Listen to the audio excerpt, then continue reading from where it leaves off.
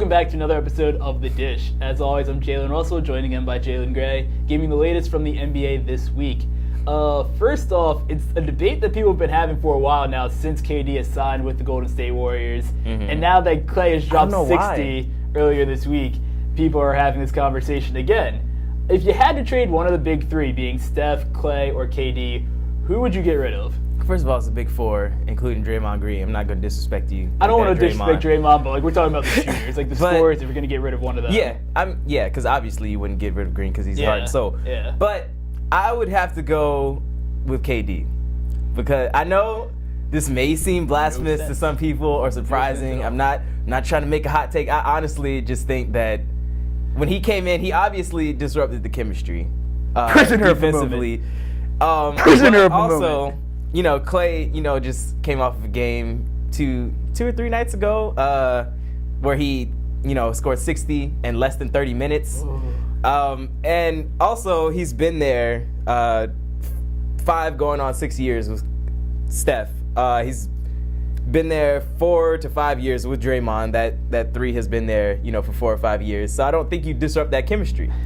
All right, so this whole chemistry. And imagine what you could get for KD if you traded chemistry him. Argument. As opposed to Klay. KD is still one of the top 5 players in the league right now. Why would you ever? You have 2 of the top 5, arguably top, or even top 10. I'll give you top 10. 2 of the top 10 guys on your team right now. Why would you ever get rid of that? But Clay's got to go. I'm sorry. Klay has to go. Everybody agreed when KD went to the Warriors that it was overkill. These are guys that have. And that's a bad thing. This is a team that's gone to the finals 2 years in a row. Yeah. And then you added a superstar. So you didn't need to add him. But if you already have him and you can supplement your bench and, maybe get another, actual big man by trading him, why not? Why would I ever get rid of a guy that has an MVP, 7 All-Star games, 5 All-NBA first team ballots? It doesn't matter. He's also top 30. He's also ringless. He's top 30 he's top 10 in points, top 10 in blocks, top 20 in rebounds, top 30 in assists. He's 8th in field goal percentage,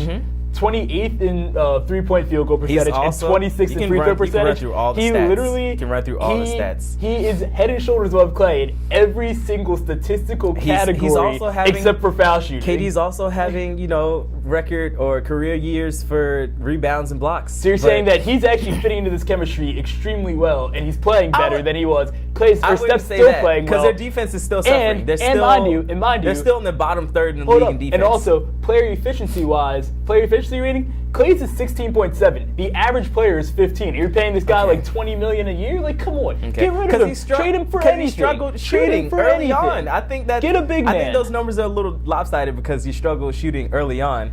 But also, I don't want 2 guys in KD and Steph that are the same type of player. They're both scorers at heart. Because the game's about scoring, but you don't want 2 of those. But we'll move on. There's only one ball. We'll move on.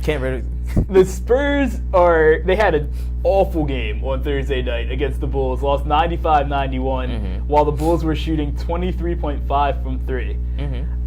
Is it a sign? Is that a sign? And should we just honestly acknowledge the fact that for the first time we can actually say the Spurs are too old to make a deep playoff run?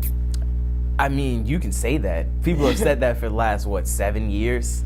And they've still consistently made it into the playoffs. And we've been wrong a lot. You're right. To the Western Conference Finals or the actual finals. So I don't think they're old. They're actually younger than they were. They were 30. Their team was 30.1 years old. Now they're 28.6. And that's actually younger than the Clippers at 29.9 and the Cavs at 30.5. So you're going to say the Clippers and the Cavs are too old to go? So I'm going to say yes, the Clippers are too old, but also, side note, that number is a little bit skewed. I'm talking about guys that are playing 12 minutes a game or more because that's a quarter of the game. We shouldn't take into account guys that are playing a minute, so really their age is 29.9. And the Clippers' age is 30.6. The Clippers are too old. The Cavs have the best small forward of all time, which negates this whole age argument. They have LeBron. He's going to carry them no matter what. LeBron could be 40 and he's still better than 90% of the league. His age and the age of that team doesn't matter because of him.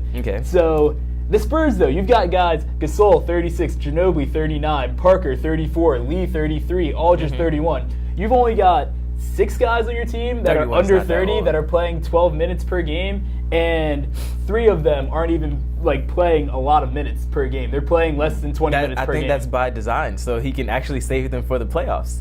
Of the young guys are the ones that are barely playing. That's my thing. Popovich tries not to play guys over 30 minutes. The only guys he's doing it are the guys he has to, which is Kawhi Leonard and Aldridge. My only thing is that you've got teams like Golden State, Portland, OKC, Houston that are all young.